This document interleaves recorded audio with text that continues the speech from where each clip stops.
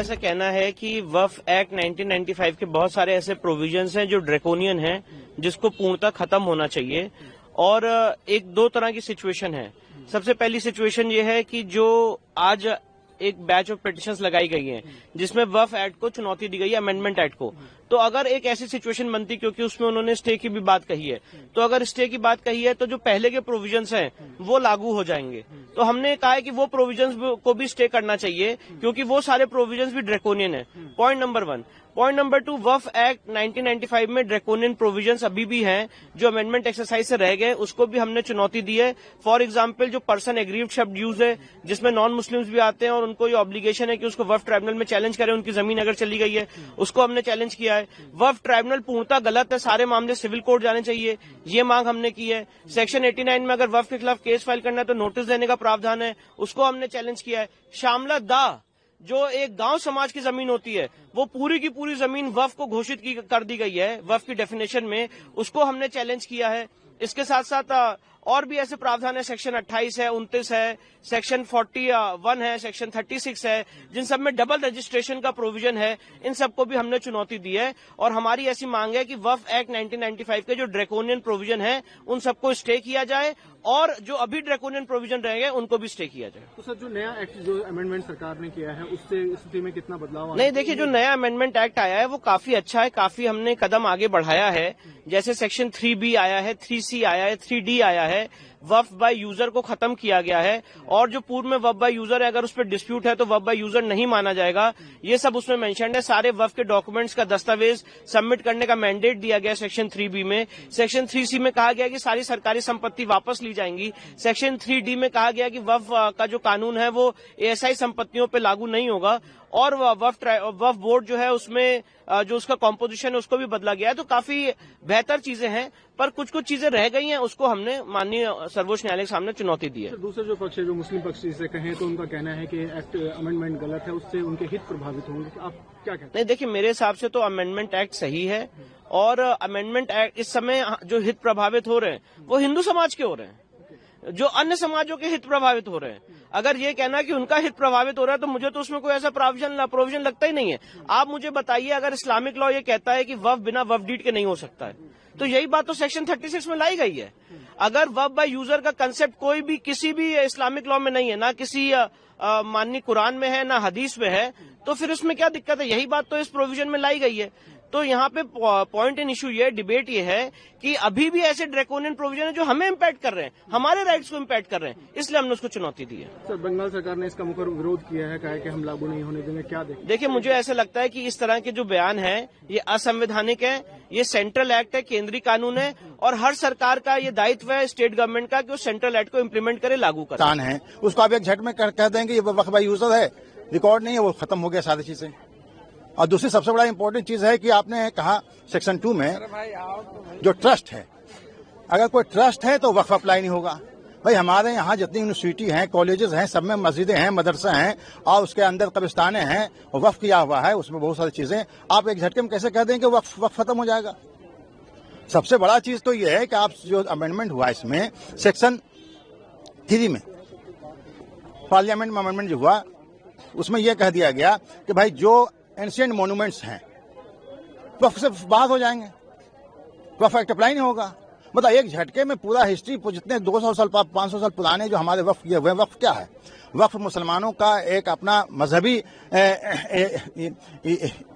Establishment है और ये इस्लाम का एक बहुत खास जुज़्व है, मतलब कि इंपॉर्टेंट चीज़ है, फंडामेंटल राइट्स है। आर्टिकल 25, 26 आप जो फंडामेंटल राइट्स जब संविधान में दिया गया है, इस चीज़ में आपको वक्फ का भी अधिकार है चैरिटी पर्पज से। इसमें लिखा हुआ है कि अगर कोई ऐसा अधिकार या कोई ऐसा रिलीजियस पर्पस जिससे पब्लिक ऑर्डर या हेल्थ या सिक्योरिटी को अगर खतरा है, तब सरकार कोई उस पर रिस्ट्रिक्शन के लिए कानून बना सकती है।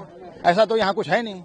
तो इन सारी बातों का बहुत डिटेल डिस्कशन हुआ और कोर्ट भी इस मिजाज में था इसको अभी स्टे करने के लिए, लेकिन अभी दूसरे पार्टी का जो गवर्नमेंट है उनका रिक्वेस्ट है कि हमें और कुछ बहस करने का मौका दिया जाए, इसलिए मैटर कल के लिए अभी अर्जेंट कर दिया गया है। सुप्रीम कोर्ट ने इंटेंट दिखाया है that the concept of waqf user has been identified and they have given certain positive points to the other side and the other side has said कि वो अगले दिन तक डिसाइड करके बताएंगे whether certain interim stay can be given or not.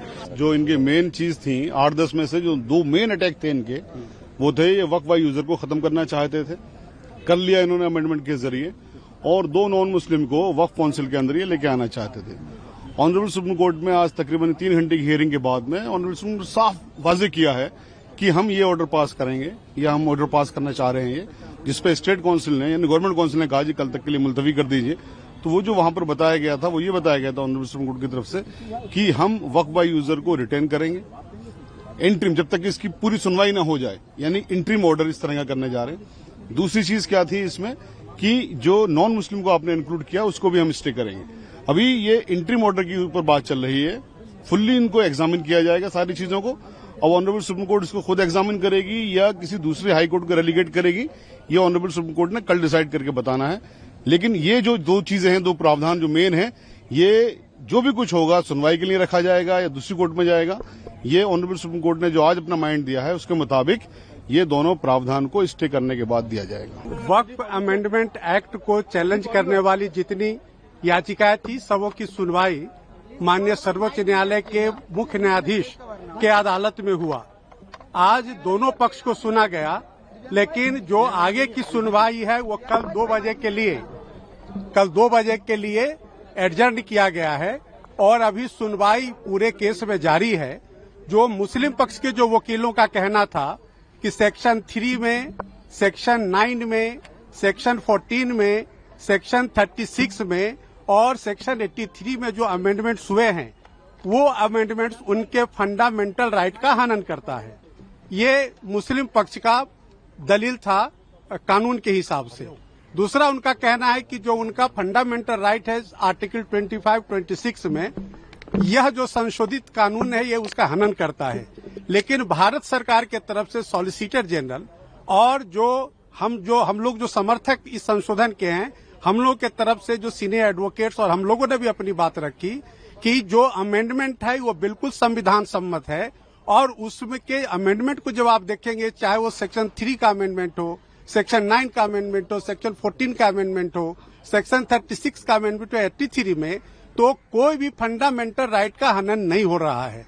माननीय bench भी अपने ऑब्जर्वेशन में कहा कि हाँ, जो बहुत सारे अमेंडमेंट्स हैं वह ऐसा प्रतीत होता है कि संविधान के अनुसार है, लेकिन उनका जो यूजर का जो डेफिनेशन है उस पर कोर्ट कुछ क्लैरिफिकेशन चाह रही थी।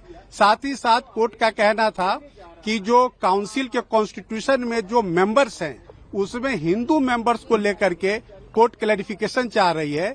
इन 2 मुद्दों पर कल सॉलिसिटर जनरल साहब से और जो हिंदू पक्ष के जो तमाम हम वकील हैं हम लोगों से उस पर असिस्टेंस मांगा है, क्लैरिफिकेशन मांगा है। अब कल जो है सारे मुद्दे की सुनवाई 2 बजे होगी। कोर्ट कन्विंस हुआ और कोर्ट पहले से भी जानता था, ये बेंच पूरा समझती थी कि ये मामला क्या है।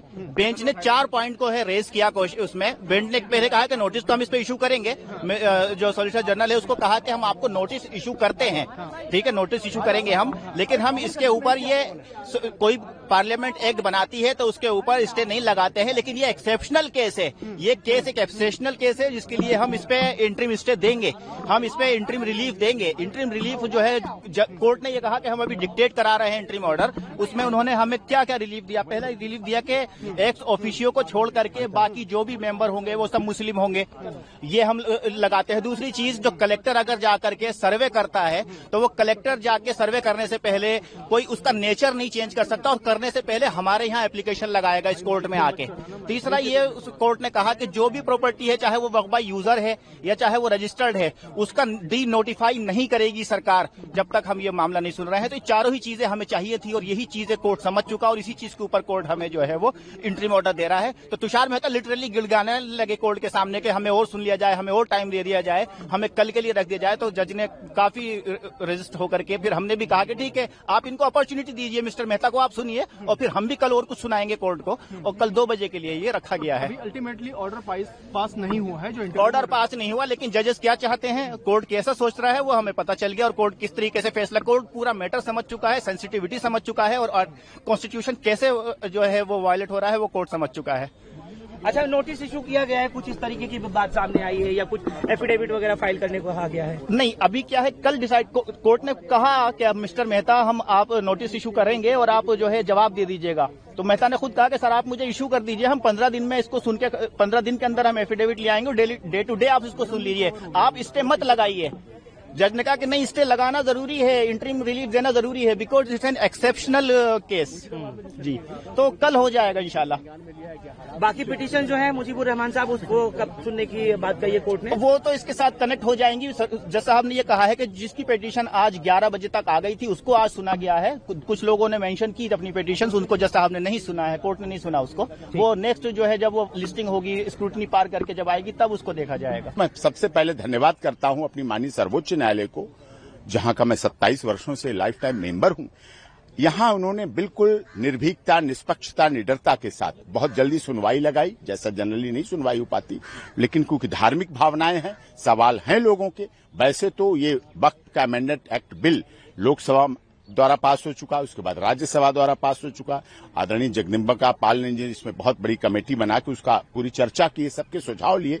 All India Muslim personal law board ने भी दिया, देश के महामहिम राष्ट्रपति ने उस पर मोहर लगाई, अन्य राज्यों ने भी मोहर लगाई। वेस्ट बंगाल की अपनी हमारी बहन ममता दीदी जी उससे कुछ नाराज हैं, उनकी आपत्ति है, तो उनकी आपत्ति और ऐसे कुछ लोगों की जिनकी भी आपत्ति है, आपत्ति तो होगी, यही तो लोकतंत्र की परिभाषा है। कोई कहेगा इसमें कुछ गलत है, कोई कहेगा सही, लेकिन ज्यादातर लोगों ने लोकसभा, राज्यसभा और देश के महामहिम राष्ट्रपति जी ने उसको बहुमत से पास किया है। तो निश्चित तौर पर कुछ जो शिकायतें थी उनको दूर कर रही माननीय सर्वोच्च न्यायालय सुनवाई कर रही है, और जो भी परिणाम आएंगे वो अच्छे होंगे, जो भी फैसले आएंगे वो अच्छे होंगे। हमारी सर्वधर्म समभाव, सर्वजन हिताय, सर्वजन सुखाय की भावना और ये अपनानी चाहिए। देश में शांति रहना चाहिए, अमन चैन रहना चाहिए। इस तरह की जैसी ममता दीदी ने भाषा का प्रयोग किया। मुस्लिम पक्ष ने कुछ बिंदु उठाए। पहला था वक्फ बाय यूजर, जिसको लेकर के उन्होंने आपत्ति करी। दूसरा ये था कि भाई जो वक्फ बोर्ड के जो नए बोर्ड और ट्रिब्यूनल्स अमेंडमेंट के बाद जो गठित हुए हैं, उसके अंदर जो 2 नॉन मुस्लिम्स को जोड़ा गया है, उसको लेकर के उन लोग को आपत्ति थी। तो यहाँ पे हमारा हिंदुओं पक्ष का ये कहना है न्यायालय के समक्ष कि देखिए 1995 के वक्फ बोर्ड में ये था कि वक्फ बोर्ड ओपनली ये कहता है कि अगर कोई भी गैर मुस्लिम वक्फ बोर्ड को संपत्ति डोनेट कर सकता है, वो किसी भी गैर मुस्लिम से संपत्ति लेने के लिए तैयार है, पर अगर कोई भी गैर मुस्लिम वक्फ बोर्ड या ट्रिब्यूनल का हिस्सा बनता है वो उनको आपत्ति है। तो इस चीज को लेकर के उन्होंने मुद्दा उठाया, जो हमारे अधिवक्ताओं ने, हमने उस चीज का पुरजोर विरोध किया। उन्होंने पूरी कोशिश करी कि आज स्टे लगे, तो उसमें भी वो नाकाम रहे। दूसरा, माननीय दिल्ली हाईकोर्ट के समक्ष भी बहुत सारी ऐसी याचिकाएं पेंडिंग है जहां पे पहले पिछले वक्फ बोर्ड को चैलेंज किया गया है। और दूसरा जो सबसे बड़ा बात यह है कि जब कमेंट्स में जजेस ने कमेंट में ये भी कहा कि एक समय में दिल्ली हाईकोर्ट की प्रॉपर्टी को भी वक्फ बोर्ड कह करके क्लेम किया जा रहा था।